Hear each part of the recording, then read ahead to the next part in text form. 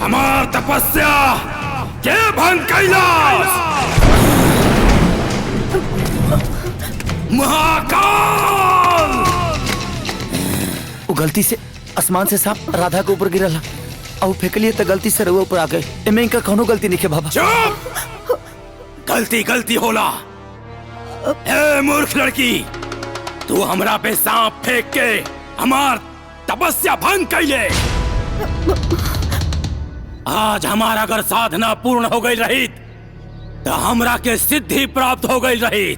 महाकाल, तू इंसान होके जानवर जैसन व्यवहार कैले बाड़े। आज हम तोरा के श्राप दे रहल बानी।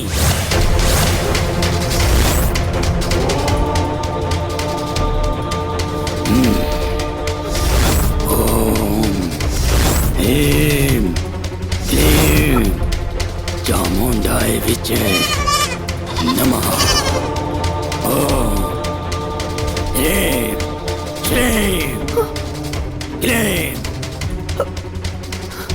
चामुंडाय विचे नमः।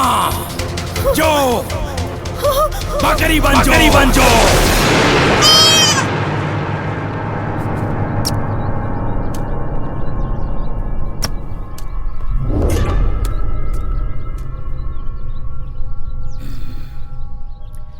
इका अनर्थ कर देनी बाबा, इका अनर्थ कर देनी।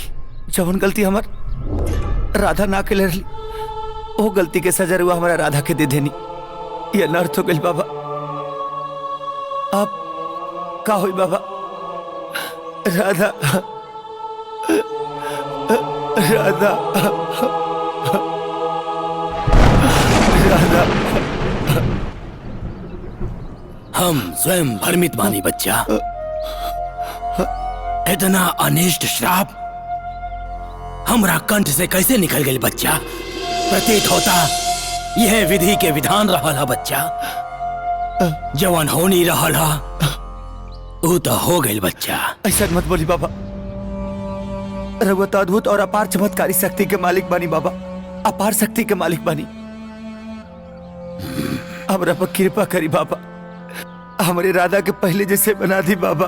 असंभव, ये संभव नहीं खे बच्चा। जैसे धनुष से निकलल बाण और मुख से निकलल वाणी वापस ना होला, वही तरह हमार श्राप वापस ना हो सकेला।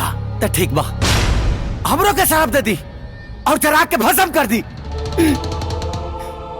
कैसे कि जब राधा ही ना रही है तब जी के का करे बाबा? हम का करब जी के? एकरा बिना हम ना जी पे बाबा, ना जी पे। राधा के प्रति तो हर प्रेम के प्रकाष्ठा के अनुभूति हमरा हो गई बा बच्चा। किंतु जैसे परमेश्वर के कोनो रूप ना होला बच्चा, वैसे ही प्रेम के भी कोनो रूप ना होला। अगर सच में तू राधा से प्रेम करेला तई बकरी से भी तोहरा वही तरह प्रेम करे के चाहिए। हम जानत नहीं बच्चा, तू जानवरन से बहुत प्रेम करेला, लेकिन ओकर मांस खाए में भी तोहरा बहुत आनंद आवेला। किसन के लगे जे सात टाल वो काट टाल। बहुत बढ़िया, मजा आ गई। मुर्गा पार्टी ना? मुर्गा हवे, बकरी है। उहे आनंद तोहरा के पाप के भागी बना देले बा।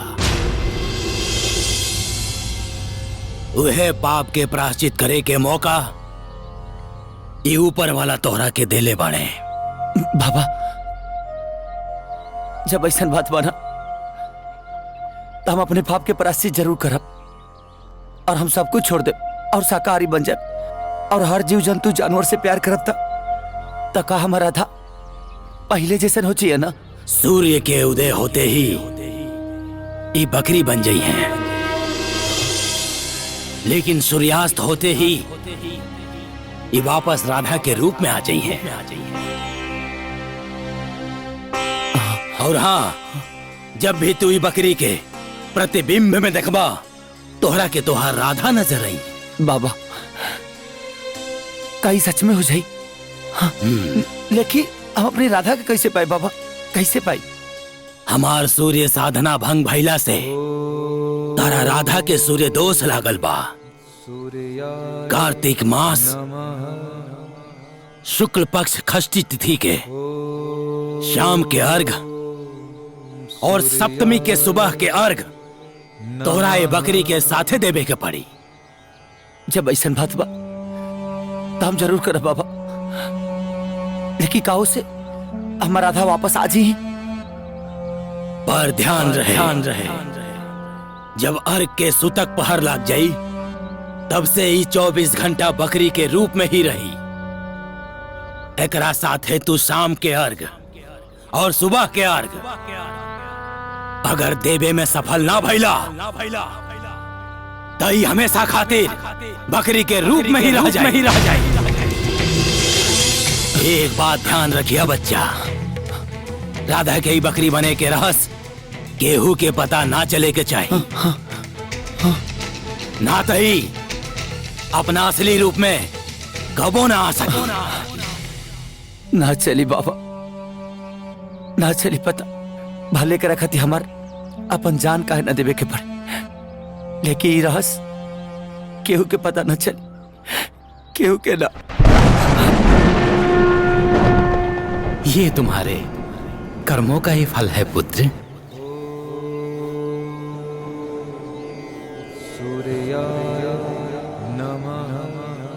यो यद्वपति विजम लभते तादृशम फलम, जैसी करनी वैसी भरनी।